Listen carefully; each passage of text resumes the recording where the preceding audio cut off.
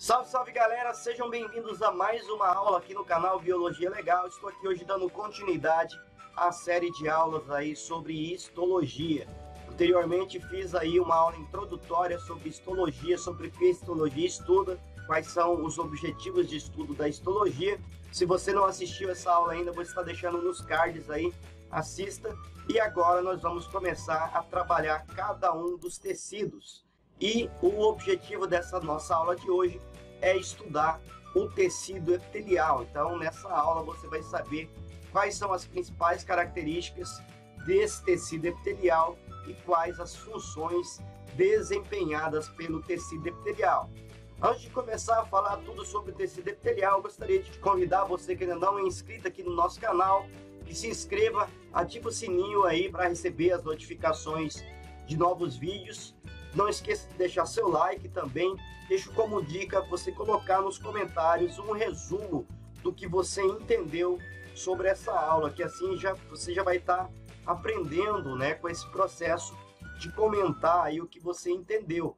Uma dica também é anotar, né, aqui tudo que você for aprendendo durante a aula em um caderninho velho aí, um material, uma folha qualquer aí, que isso vai ajudar você também no seu processo de aprendizagem. Você pode anotar primeiro no seu caderno e depois vir nos comentários e escrever isso. Com isso você vai estar aprendendo ainda mais. Então vamos para a vinheta e vamos falar tudo aí sobre tecido epitelial.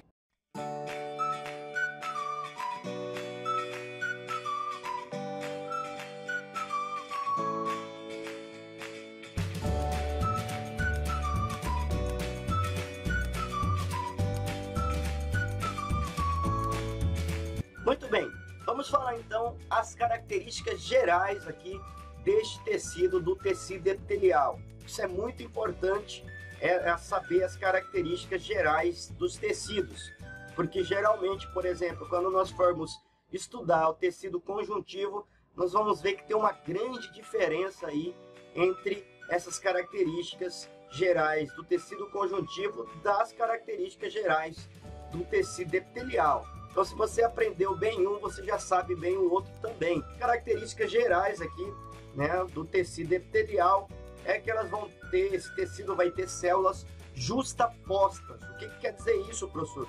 O que são células justapostas? São células que vão estar próximas, encostadas uma à outra, vão possuir pouca ou nenhuma substância intercelular, o que vai levar essas células a serem bem próximas, encostadas. É avascular. Ele é avascular porque ele não forma vasos sanguíneos, porém ele vai ter dentro dele tecido sanguíneo, mas já vai ser feito por um outro tipo de tecido, que vai ter a função de nutrir o tecido epitelial. Porém, o tecido epitelial ele é avascular, ele não forma vasos sanguíneos. Ele vai possuir uma membrana basal, ou seja, uma membrana que vai estar na base desse tecido, tá? Essa membrana basal vai ser formada por glicoproteínas e ela vai estar aí separando o tecido epitelial do tecido conjuntivo. O tecido epitelial tem origem lá dos folhetos embrionários, ele é originado pela ectoderme, né? Aquela camada externa do embrião que vai dar origem a esse tecido aqui epitelial. É muito importante saber essa origem desse tecido, anota aí. Vamos ver agora os tecidos epiteliais, os tipos básicos de tecido epitelial. Nós vamos ter aí o tecido epitelial de revestimento, que serve para revestir os órgãos e o corpo, e o tecido epitelial glandular, que vai formar as nossas glândulas. Então vamos começar falando pelo tecido epitelial de revestimento, né, que vai formar aqui o nosso maior órgão do corpo humano, é a pele, ele é formado pelo tecido epitelial. Então, qual é a função do tecido epitelial de revestimento? Como o próprio nome diz, a função desse tecido é revestir o organismo, né? Ele forma a nossa pele, que é o órgão de revestimento externo aqui do nosso organismo. Essa pele vai ser formada por 3 camadas. A camada mais externa, né, aqui essa camada superficial, é a epiderme, formado por células queratinizadas, células mortas que constantemente vão sendo trocadas, vão sendo descamadas. E mais abaixo eu vou ter a derme, tá? Que já é formado por células vivas. E mais abaixo ainda eu vou ter a hipoderme, que é uma camadinha de gordura. E esse tecido epitelial de revestimento vai formar também aí a mucosa, né? Que a mucosa nada mais é do que o revestimento interno aí com aberturas para o meio externo. Exemplo, onde eu encontro mucosas na boca, né? A nossa boca, nós temos a mucosa bucal, nós temos a mucosa anal e a mucosa vaginal. Todas as cavidades corporais, né? Aqui também dentro das narinas, nós vamos encontrar mucosas, tá? Que são um tipo de tecido epitelial de revestimento que vai secretar algumas substâncias aí, né, também, que vai servir para deixar sempre essas mucosas aí umedecidas, hidratadas. E nós vamos ter também as serosas. Esse tecido seroso aí, ou serosa, é um revestimento interno sem contato com o meio externo. Então essas serosas vão formar bolsas ou capas nos pulmões, por exemplo. Eles são revestidos aí por uma capa chamada de pleura. Nós vamos ter também a cavidade abdominal, que reveste e protege aí as nossas vísceras. Nós vamos ter o peritônio. O peritônio, né, serve aí para revestir essa cavidade abdominal. E envolvendo o coração, nós vamos ter também tecido epitelial do tipo serosa, né? Nós vamos ter aqui o pericárdio, né? Pericárdio é uma bolsa membranosa também, né, que reveste e protege aqui o coração, né, dá uma proteção a mais ao coração. E aqui a nossa pele, né, mostrando aqui a epiderme, onde aqui as células superiores aqui, externas, vão ser altamente queratinizadas, tá? É o que nós chamamos de camada córnea, queratinizada, por isso o termo córnea, que vai formar essa camada de células mortas. Vou ter também os pelos, no nosso caso, né, que é um tipo de córneos. Nós vamos ter nos outros animais aí, né, os chifres também, que são córneos, né, são formados aí por queratina, tá? E aí nós temos depois a derme, tá? A derme, ela é formada por células vivas. E aqui eu tenho o tecido adiposo. Basicamente a pele ela é formada por epiderme e derme e uma camadinha de gordura abaixo. Podemos ver aqui, né, que essa pele ela vai ter aqui, por exemplo, vasos sanguíneos. Só tem um detalhe: esses vasos sanguíneos aqui, pessoal, apesar de estarem internos, intrínsecos aqui à pele, eles não são formados, né, por tecido de revestimento, e sim são formados aí por tecidos conjuntivos. Nós vamos ter também aqui sensores, terminações nervosas aqui. Esses sensores também não são formados por tecido epitelial, eles são tecidos adjacentes que vão estar juntos ao tecido epitelial, porém é formado por tecido nervoso.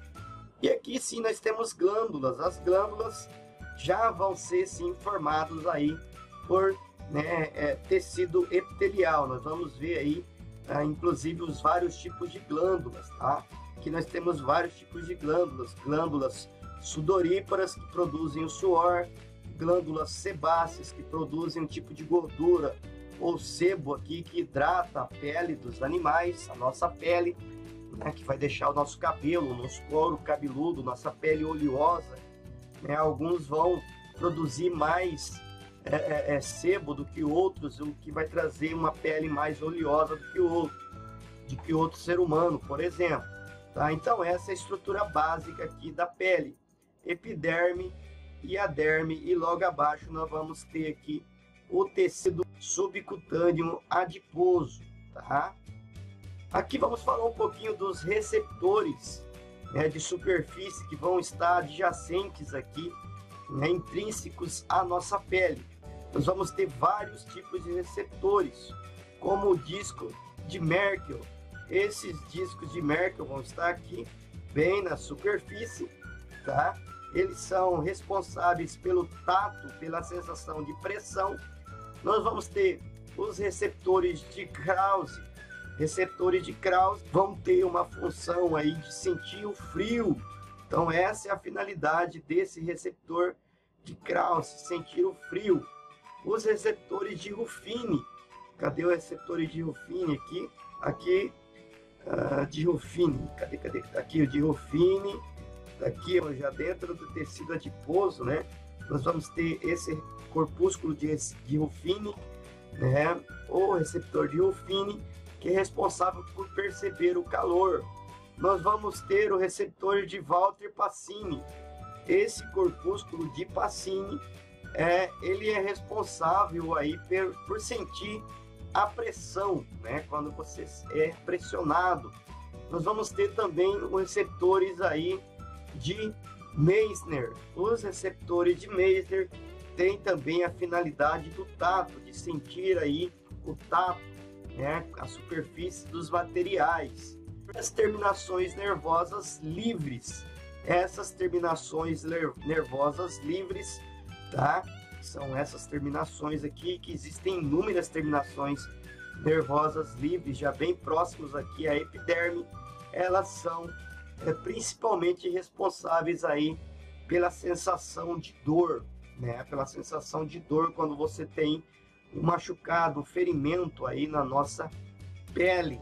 Que mostrando o revestimento externo aqui na nossa pele, ela é formada pela queratina, a nossa células, que vão produzir os córneos, as aves, chifres e pelos também em outros animais, como os bois, as vacas, né? Também tem dados aí por queratina, tá?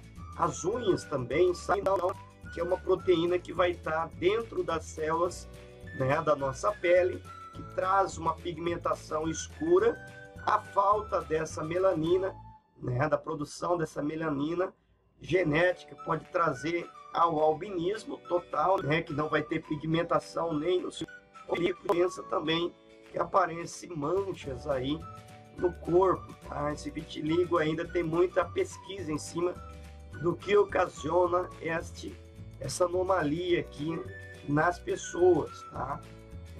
Não tem muita coisa ainda assim sobre o vitiligo, mas posteriormente provavelmente eu vou estar fazendo uma aula falando um pouquinho sobre o vitiligo também e o albinismo.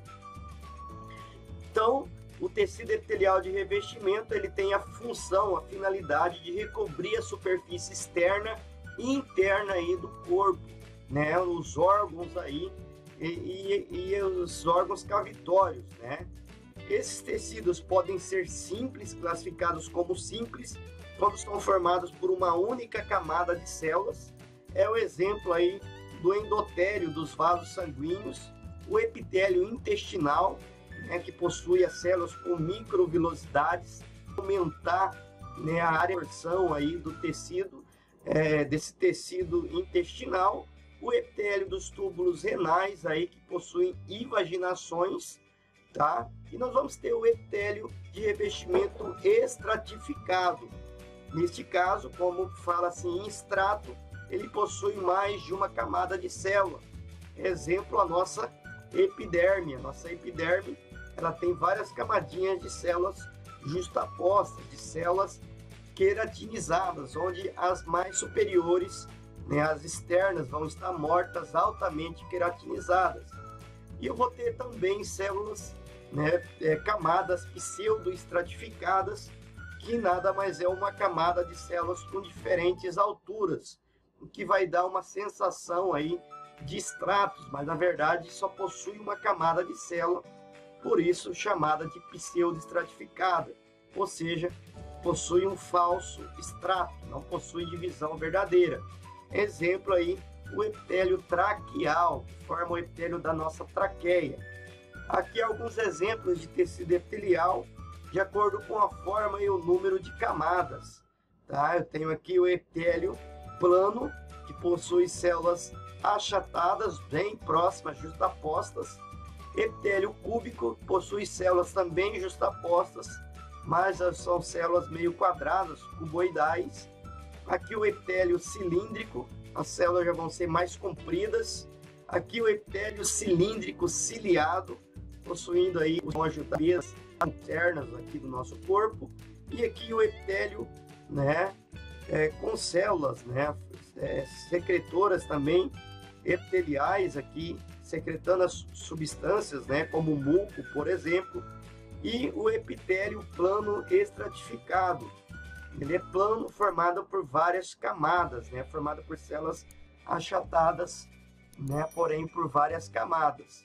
Aqui, né, o caso do epitélio pavimentoso simples. Aqui um epitélio pavimentoso estratificado, mostrando várias camadas de epitélio. Aqui o epitélio simples, aqui já é tecido conjuntivo, e aqui um tecido, né, formado por células cúbicas simples aqui também. Aqui um epitélio de transição, tá, formado por várias células de formatos diferentes. Aqui um epitélio prismático, mostrando essas células mais compridas, prismáticas, né? E aqui mostrando células cilíndricas pseudoestratificadas. Então parece que possui várias camadas, ó, porque eu tenho núcleos acima e núcleos abaixo. Porém são falsos estratos, porque na verdade eu tenho apenas uma camada de células e não várias camadas, como é o caso aqui. Todas elas têm a mesma origem.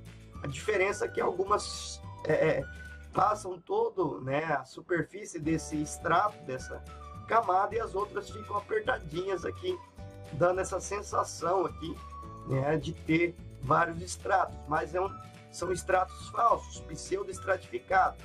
Então esses são exemplos de tecidos epiteliais. Aqui mostrando, né, tecido epitelial, tá?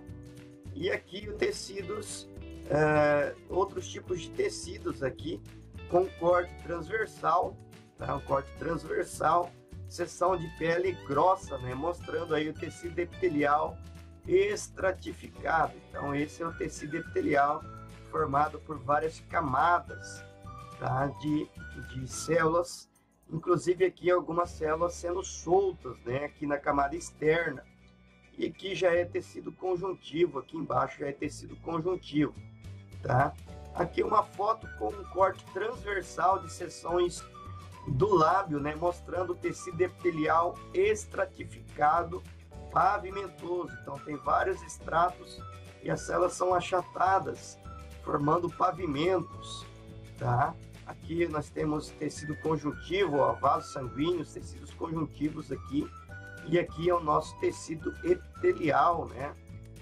O corte transversal dos lábios, mostrando esse tecido epitelial estratificado. E aqui nós temos um corte transversal da traqueia, mostrando o tecido epitelial pseudoestratificado, tá? Mostrando inclusive aqui os micropelos aqui que ajudam a fazer a limpeza aqui da traqueia, né? São esses cílios que vão se movimentando e limpando, trazendo a sujeira que vai ficando grudado nele aqui dentro da traqueia, tá? Então essas é a estrutura aqui de um corte transversal da traqueia. E aqui é tecido conjuntivo, ó, bem diferente, né? Tecido conjuntivo tem muita matriz extracelular e as células vão estar bem distantes uma da outra. Aqui, por exemplo, eu tenho um vaso sanguíneo, e aqui nos tecidos epiteliais as células já vão estar próximas, justapostas, com quase nenhum, né, tipo de substância intercelular. Aqui nós temos, né, glândulas mucosas secretando muco aqui, ó, na traqueia, por exemplo. Vamos falar então agora do tecido epitelial glandular. Já que eu falei de glândula, a função desse tecido epitelial glandular é de secretar substâncias. A origem desse tecido epitelial, né, é de tecido epitelial de revestimento. Então, as glândulas são formadas por tecido epitelial de revestimento. E de acordo com as formas das glândulas, nós vamos ter 3 tipos de glândulas: glândulas endócrinas, exócrinas e anfícrinas, ou glândulas mistas. Nós vamos ver a diferença de uma para outra, tá? Então aqui os tipos de glândulas. Então como que ela é formada, ó, por tecido epitelial que vai invaginar aqui, formando aqui uma glândula. Nesse caso de cima, uma glândula exócrina. Essa glândula exócrina, ela vai mandar para a superfície externa do corpo as substâncias secretadas aqui pela célula, pela porção secretora. Eu tenho uma porção também que forma um ducto, um canal, por onde passa essa secreção. Exemplo aqui de glândula exócrina, a glândula sebácea, né, que libera esse sebo, né, a gordurinha aqui, dá aí uma, vamos dizer assim, uma proteção à nossa pele. As glândulas sudoríparas também são exemplos de glândulas secretoras exócrinas. As glândulas lacrimais, que produzem a lágrima, né, são exemplos de glândulas exócrinas. E nós vamos ter aí as glândulas endócrinas. Essas glândulas endócrinas são glândulas que vão ser formadas internamente e a sua secreção vai ser lançada aí dentro dos capilares. Então nós vamos ter a porção secretora bem próxima aos capilares sanguíneos, onde vai ser lançado essas substâncias dentro do capilar sanguíneo para agir em órgãos ou partes do corpo internamente. Então essa é a diferença. Glândula endócrina, né, as substâncias secretadas vão ser lançadas dentro dos vasos sanguíneos, vão produzir principalmente hormônios. E nas glândulas exócrinas, as substâncias vão ser lançadas externamente, para fora do corpo, para a superfície corporal. Tá? Vamos falar então do tecido epitelial glandular, né, especializado aí na produção de substâncias, né, formando várias glândulas. Nós vamos ver vários exemplos de glândulas aqui. As exócrinas, como eu já disse, elas eliminam, elas fazem essa secreção para fora do corpo ou também para o interior, mas para o interior do tubo digestório através de ductos. Então, as glândulas exócrinas podem lançar suas substâncias tanto para fora do corpo quanto dentro das vísceras, dentro do intestino, tá? Nunca vai ser lançado dentro do sangue aí as glândulas exócrinas. Já as glândulas endócrinas, elas eliminam as suas secreções, os hormônios diretamente no sangue. Exemplo aqui de glândulas endócrinas, a hipófise, né, que vai estar aqui no nosso cérebro, no meio do nosso cérebro aqui. Eu tenho a glândula tireoide, a paratireoide, as glândulas suprarrenais, que vão estar ali, né, nos rins, e as glândulas adrenais, que produzem aí hormônios importantíssimos. E nós vamos ter glândulas mistas ou anfícrinas. Essas glândulas anfícrinas ou mistas, elas funcionam dos dois tipos, tanto quanto glândulas exócrinas, tanto quanto glândulas endócrinas. É o caso aí, né, do nosso pâncreas. O pâncreas, ele produz o suco pancreático, né, que vai ser eliminado no duodeno, né? Então, nesse caso aqui, ela está agindo, eliminando aqui no duodeno, no começo aqui do intestino delgado. Então, nesse caso, ela está funcionando aí como uma glândula exócrina. E produz também a insulina e o glucagon, que vai ser eliminado aqui nos vasos sanguíneos, que são hormônios aí que vão controlar a quantidade de açúcares no sangue, né, que vão permitir a entrada, o consumo, a absorção do açúcar ou a eliminação de açúcar, né, lá do fígado para o sangue quando tem falta, né, o glucagon faz isso. Porém, nesse caso aqui, quando libera tanto o glucagon quanto a insulina, o glucagon e a insulina vão ser lançados aqui no sangue, e nesse caso, então, o pâncreas tem aí a função de glândula endócrina. Então, por isso, nós chamamos ele de glândula anfícrina ou glândula mista, tá? Então, esses são os exemplos. Aqui eu tenho os exemplos: glândulas mamárias, né? Glândulas exócrinas, as glândulas salivares, né? Aqui a glândula sebácea, Aqui glândulas endócrinas, eu vou ter as glândulas aqui da tireoide, né, as glândulas aqui adrenais e as ilhotas e Langerhans, que produzem aí a insulina e o glucagon, tá?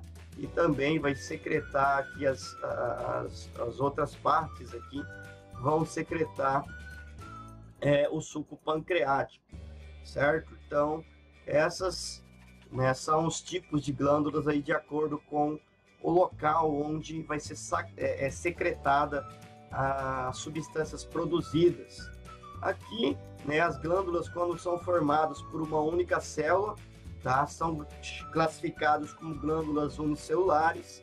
São células do tipo caliciformes, né, que vão estar aí entre o meio, né, ao epitélio de revestimento aqui da traqueia, por exemplo, secretando muco, né, que vai ajudar a formar o muco aqui da traqueia, né, que vai ajudar a grudar sujeiras, poeira, e os cílios da traqueia vai trazer essas substâncias para nossa garganta, vai dar aquela coceirinha, você tosse e sai aquela sujeira e você acaba engolindo essa sujeira ou jogando fora, tá? Então ela é responsável por manter grudado essas substâncias. E as glândulas vão ser classificadas também quanto à eliminação da secreção aí, ou extrusão. Eu vou ter essas glândulas classificadas como meróclinas, elas eliminam a secreção aí sem que as células percam parte do seu protoplasma, ou seja, nesse caso a célula não vai perder partes dela, podendo estar produzindo secreção a qualquer momento, eliminando então, no caso aqui, apenas o material contido aí no grânulo de secreção.